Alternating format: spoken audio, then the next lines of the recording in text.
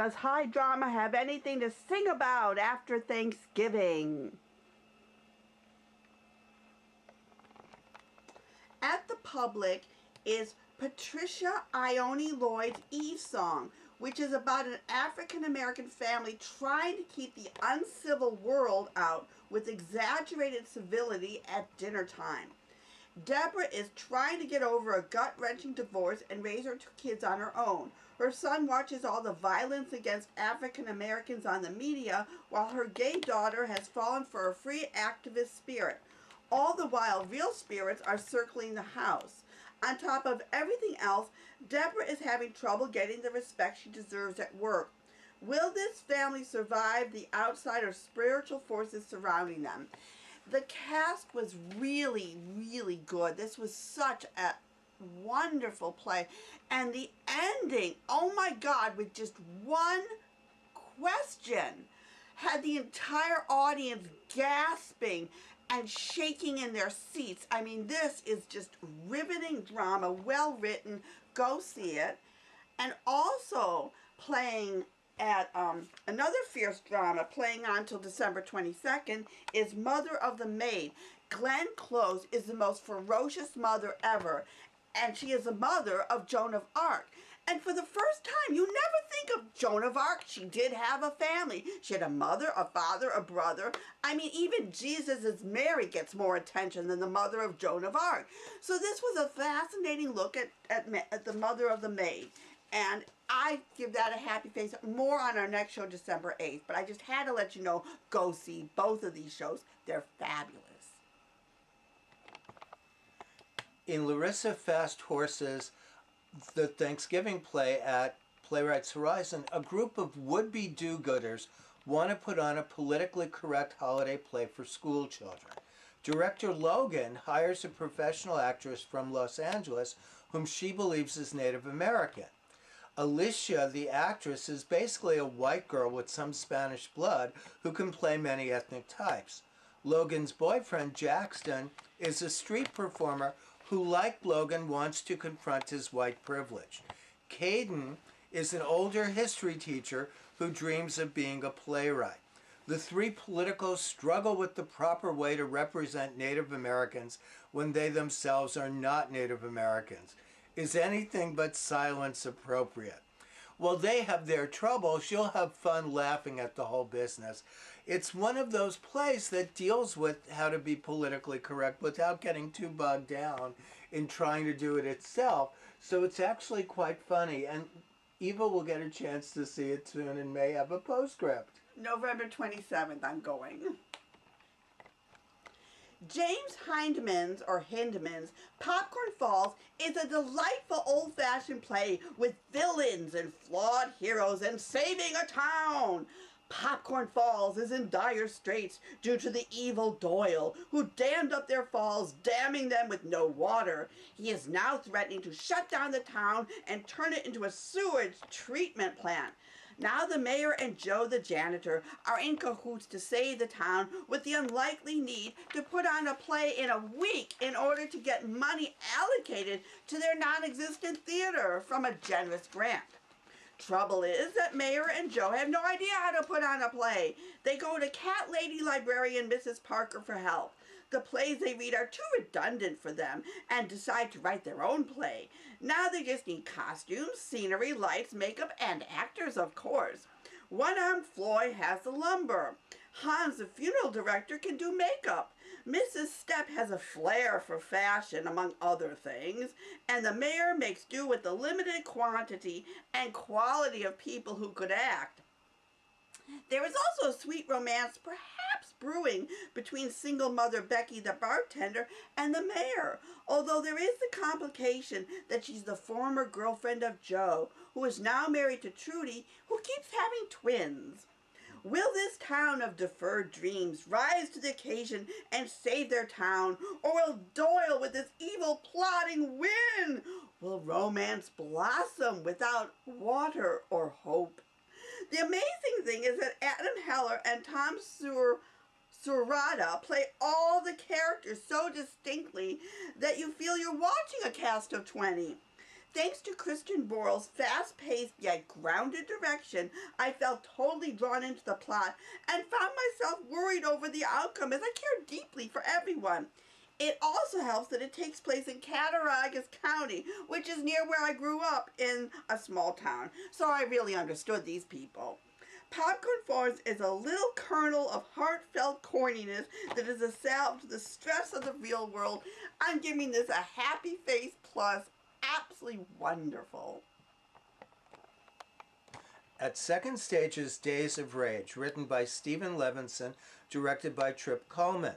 It's October 1969 in Ithaca, New York, and members of a small radical collective are preparing for a weekend of anti-war protests in Chicago. Spence and Jenny have been close since high school in privileged Connecticut. Living with them is Quinn, a working-class girl who is working at the college bookstore. Both Spence and Jenny have dropped out of college to concentrate on their political organizing. Despite hours of trying to hand out flyers, the only one who seems to be interested is this runaway girl from Seattle named Peggy, who seems to have a lot of money and wants to attach herself to this group.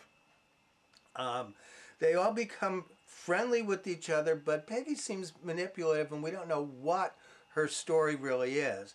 There's also a young African-American guy who works at Sears who not really interested in the protest, especially since his brother's in Vietnam fighting, but he does feel against the war, attaches himself to Jenny. What will become of these people and what will become of the war? Okay, I agree with Mark, except for thinking he thought that Peggy wasn't a credible character. But to me, she was the galvanizing force behind the play with her, as she messed with everyone she came into contact with, and no one saw her for who she really was. I could relate to this play just like I could relate to Popcorn Falls because I went to Ithaca College, and I was very amused and could even picture their locale. And I had much better luck with my protest because I protested at Ithaca College. I actually walked out of my graduation. We had meetings and impassioned get-togethers. So it was like, life mirroring art or whatever the expression is. And so that's why I could relate to the characters so much. But what gave this an added twist is that they thought they were being noble and helping out the downtrodden, but they couldn't get past their own upbringing. Days of Rage is a good reminder of when things matter to young people, which they don't today. Well, I don't know about that, but it does seem like we're in the midst of an upstate New York revival. That's true. So happy face.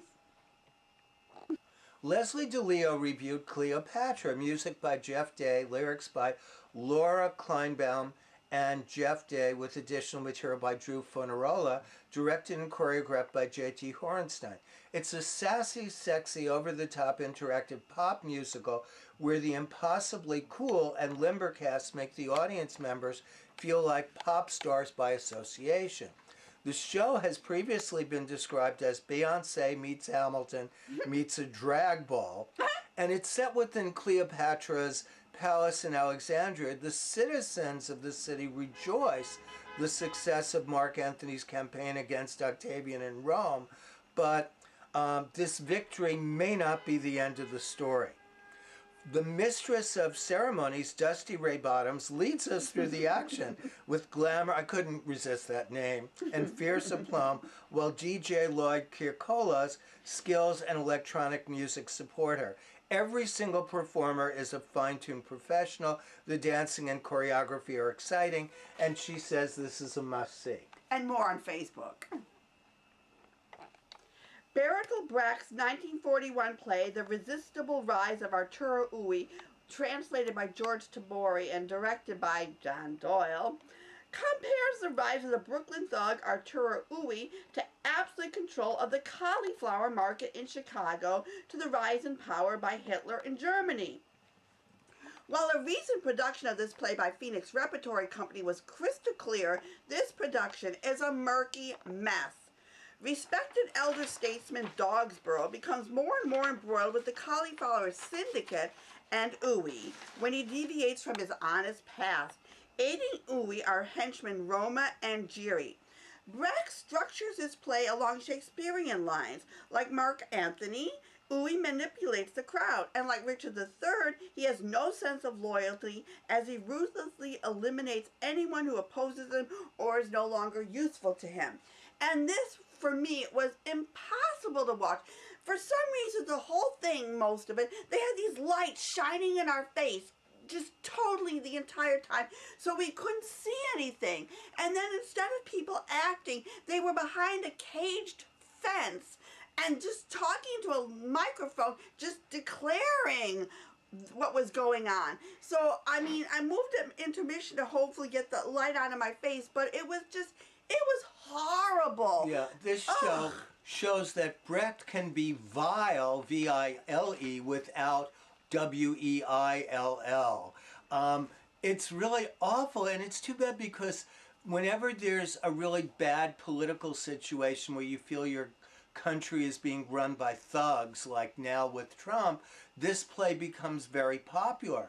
So we'll probably get a lot more productions of it. It's too bad that this one doesn't really help clarify the play or our political situation. And you got the great Raul Esparza as Uwe, and Eddie Cooper as his one of the henchmen. Loyal henchmen. These are wonderful actors that I love watching, and I'm like, I couldn't watch them. Yeah, Esparza had one good scene where he's learning how to be, an actor to manipulate the crowd, but basically it was an excruciatingly bad evening. Yeah, once again, John Doyle ruined something. Thank God we got to see a good version of the Phoenix, because that was brilliant. Everything they touch is great. I'm not sure about Doyle. King Kong is now on Broadway, written by Jack Thorne, directed and choreographed by Drew McConney, score composed and produced by Marius DeVries. It's an expensive, high-tech spectacular with a badly written story that it tells badly, terrible songs to sing that it sings terribly, and a lot of sound and fury signifying nothing. However, it has a great behemoth-sized ape puppet that acts brilliantly. In the story, talentless wannabe performer from the Styx, Ann Darrow, who was failing miserably in 1931 Depression-era New York, is recruited by a megalomaniac film producer, Carl Denham, to star in his project aimed at restoring wonder for the viewers. Along with Carl's dim-witted assistant, Lumpy, and suspicious Captain Engelhorn, they embark on the SS Wanderer for a misbegotten cruise to remote Skull Island. Also on the ship are a crew of twinkle-toed sailors. It's a huge mess, but it could be saved if this were produced in Las Vegas as the spectacle that the producer is trying to show on Broadway. If they kept it a period piece and not trying to update the character of the girl so that she becomes more like Wonder Woman and not afraid of anything, but someone who generally is having a hard time of life and is afraid of a 100-foot ape. And I mean, who wouldn't be? And also, you could have it also like it would be a King Kong with a happy ending, because you would acknowledge that it is, that he just pretends to die because he has like 8 shows a day because this is Las Vegas. So I think that Mark came up with a brilliant solution to this, because it's a shame, because that puppet, oh my God, that puppet acts circles around everyone. It's just, I was crying. Oh my God, the expressions on King Kong's face will literally break your heart. I'm like, you just feel so bad for him. I mean, he really is the hero of the piece. I mean, I just ignored all the crap that was surrounding it, which was kind of difficult, because oh my God, who did the choreography? I mean, it was. Do you really want to know? Drew McConney. It's the worst choreography I've seen on Broadway in a long time. I mean, for no reason at all, they had these stupid sailors and town folks. They were lifting each other. It looked like they were fist fucking each other. It was so awful. Oh, we have to. Sorry, there might be bleeped, but. Well, I can't bleep it. Okay. Sorry about that. The kids won't understand. But it's like, well, the thing is, they were constantly holding them up to do this slow motion walk thing. I mean, and it never stopped. There was no reason for these people to be dancing about constantly. It was so frenetic. I I was literally, and then the projections were like, and they even had the actor swaying. They really want take Dramamine for the first act. Some of the motion of Kong going through actually works. Sometimes the projection is really successful. Yeah. But a lot of times it's just kind of annoying. Oh my God. I mean, the first act literally made me nauseous. I mean, and the second act just put me to sleep until Kong came on. But, oh my God, you gotta see that King Kong puppet. I swear, that really isn't worth the price. Yeah. For King Kong, I give happy, and the rest of it, a miserable, not even unhappy, just a miserable face. Yeah, he does get a happy face, but it's a miserable production. It's like one of the worst things I've seen in my life. But it can be turned into something good. Yes. At 5090 East 59th Street is the delightful Monica Bauer's Vivian's Music 1969, taking place in Omaha, Nebraska during the civil rights upheaval when Black Panthers were coming to power. Vivian is a coming-of-age story for Vivian, who just turned 14, and talks about her music-loving mom, annoying older sister, and 16-year-old boyfriend who might end up a Black Panther. And then there's Luigi Wells, who's come back to town to hopefully save his mom's old business, a Dreamland Ballroom, which looked after the jazz musicians of the day, the great ones. And he has to do this by going into the white section of Omaha. And there's a lot of tensions, and they're all separate and everything. And will he be able to save his mom's business? We really get to know Vivian and Luigi quite vividly from the brilliant acting of Kailash King and Russell Jordan. We are drawn to the world thanks also to the deft direction of Gloria Cadigan, who shows that focusing on these people's lives and building their story to the final momentum that elicits powerful emotions. More on Facebook with Valerie Davis, but this is such an important, wonderful story. I was at a press conference for Happy Birthday Wanda June, and I was able to talk to Jeffrey Wise, the director, Craig Wesley Divino, who plays Colonel Looseleaf Harper, Finn Faulconer, Paul Ryan, Charlotte Wise and Brie Zimmer as Wanda June, and Jason O'Connell as Harold Ryan. Hello, here we are with Jeff Wise. And you are the director of Happy Birthday Wanda June by Kurt Vonnegut. So, what made you pick Happy Birthday Wanda June? Why did I pick Happy Birthday Wanda June? Well, give us a little bit about the plot. Okay, well, Happy Birthday Wanda June is the story. It's based on Homer's The Odyssey, with the return of Odysseus, and that was his inspiration for writing the play. And basically, Harold Ryan is missing in the jungle. The protagonist of the play has gone missing in the jungle for 7 years and returns back to his Manhattan apartment, and he comes back to find his wife and his son, who is at that time 12 years old. His wife has 2 suitors, and he wants to reclaim his household. He sort of represents this like chauvinistic, blowhard, code hero from the Hemingway days of, masculine glory. And he comes in, he's a big war vet, he's got a big kill list, he's a celebrated hunter, and when he comes back in 1970 to find the country has changed. The cultural narrative has changed, the mentality has changed, and we watch him struggle with how to fit into that, and ultimately he does not fit into that very well, and therein lies the rub for him. And he systematically extricates everybody from his life. It sounds dark, but it's quite funny. I'm Craig Wesley Divino. And what part do you play in Happy Birthday Wanda June? Colonel Looseleaf Harper. On Nagasaki. It's like, what was that like for your character? I don't know, boy. That's all he really has to say about it. It's he's beautifully engaged with every moment of his life that he's in, and I don't want to give anything about the play away. But there is a moment where he really does have to talk about it and engage with that experience. And what's beautiful is in the context of Vonnegut's fun and absurdity, he does talk about the power of saying no in order to have a positive impact. Absolutely true. I think that dealing with the enormity of that action, of taking that many lives, and then somehow finding a way to take responsibility for it and move on, it's the most extreme version of what I think Vonnegut's trying to grapple with, is what is it like to be a soldier? what is it like to take life in the service of potentially saving life, or even just follow orders? I think that's a major theme in the play, and a really hard thing to grapple with. And he does it with humor and with aplomb. And he was there. He saw so much death. So, Yeah, I mean, he was there for the bombing of Dresden. absolutely, by Allied troops. So the fact that he was able to emerge from that experience with so much love for humanity and with his humor intact, I think that's invaluable for us. Hello, here we are with, Faulconer. Hi. and you are in Happy Birthday, Wanda June, and you play. I play Paul Ryan. He's 12 years old. And your father, who you thought was dead, returns. And what's your reaction when you finally get to meet this person you've mythologized?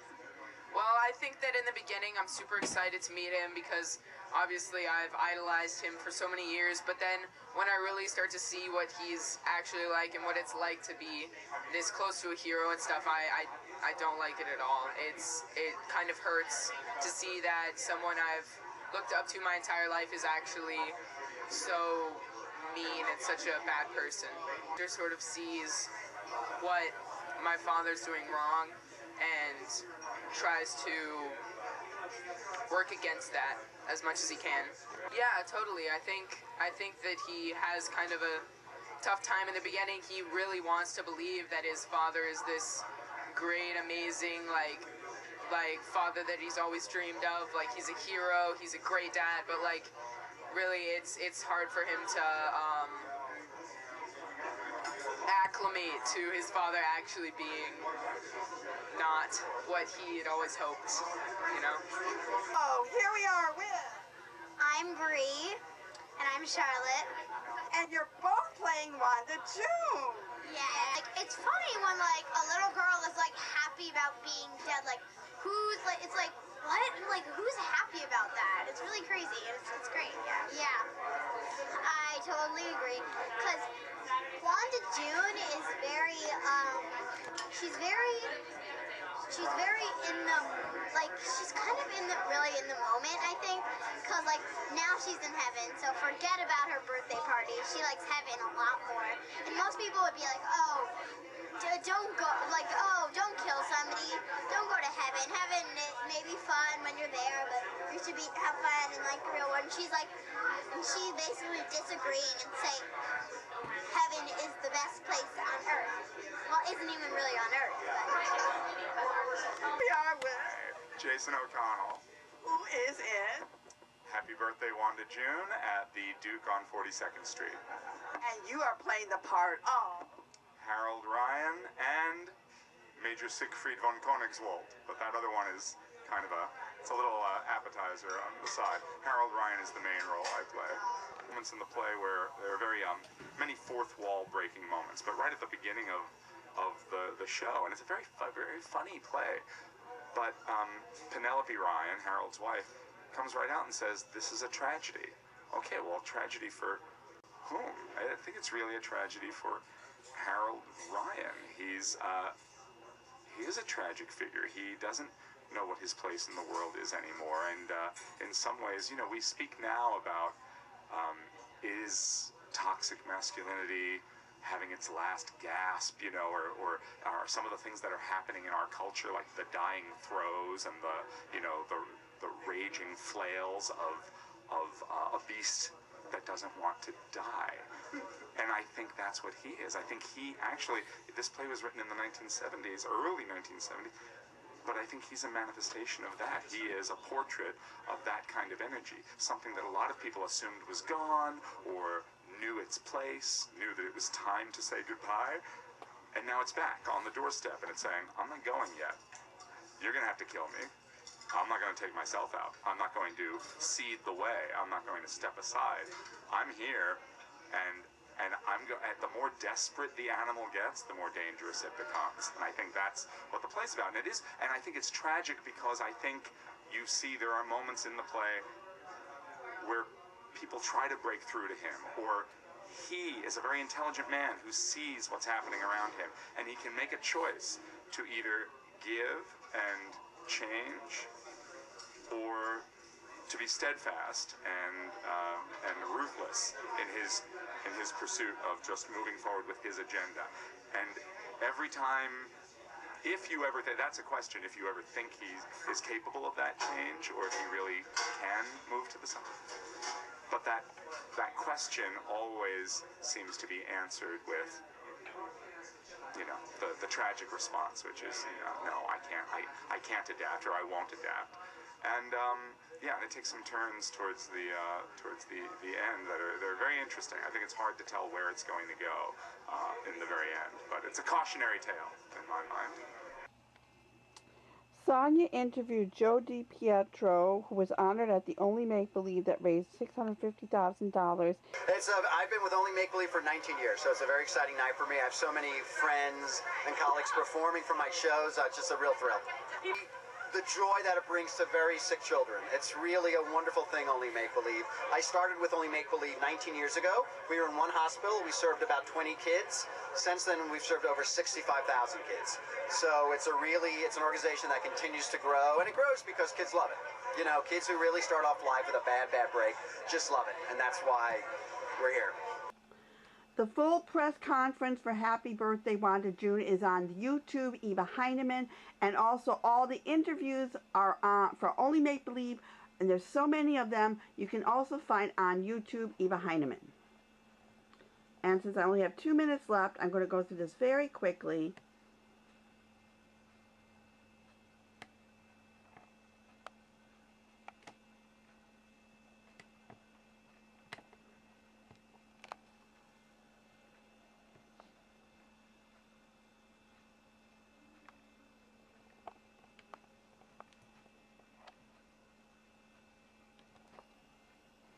And a lot of this information you'll find on the Facebook page where you can read it, because I have to go by so quickly. And the Debate Society is having their holiday party December 6th. Lots of other people are having parties too.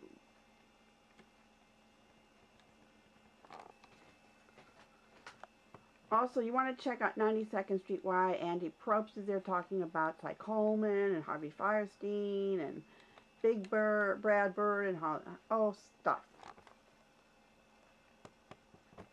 Bread and Puppets coming to the theater for the new city. And the late Ben O'Hanlon's piece is going to be at the Tank.